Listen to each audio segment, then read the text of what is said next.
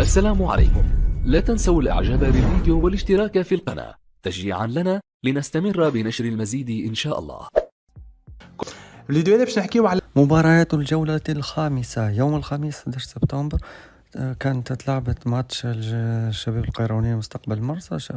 شبيبة فازت 2-1. مستقبل سليمان فاز على الأولمبي الباجي هدف ل0. نجم متلوي وشبيبة العمران انتهت المقابلة بتعادل 0-0. مباريات يوم السبت الملعب التونسي ضد الترجي التونسي على الوطنية الأولى. دربي الساحل الاتحاد منستيري ضد النجم الرياضي الساحلي.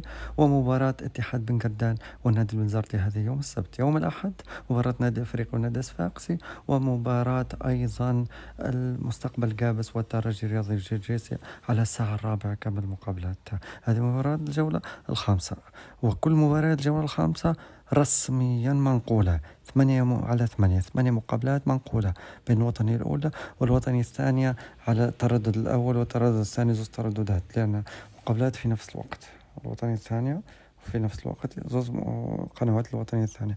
الانتصار 28 انتصار البقلاوة، 39 تعادل بين الترجي والبقلاوة، و65 انتصار للترجي. مباراة الجولة السادسة يوم الثلاثاء 16 سبتمبر الترجي الرياضي ونجم المتلوي. مباراة نجم الساحل وشبيبة القيروانية. مباراة مستقبل مرسى ضد مستقبل سليمان. وأخيرا بالنسبة لمباريات يوم الثلاثاء الأولمبي الباجي ضد الملعب التونسي.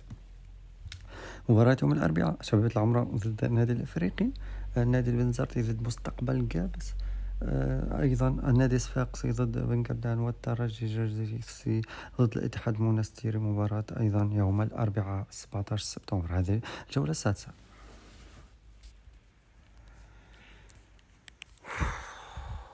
تنساش الاشتراك في القناة وتفعيل الجرس ليوصلك كل جديد. ان شاء الله يكون الفيديو عجبكم. قولوا لنا رايكم في التعليقات واعطيوا لي سكور النتيجة الأقرب للمباراة هذه.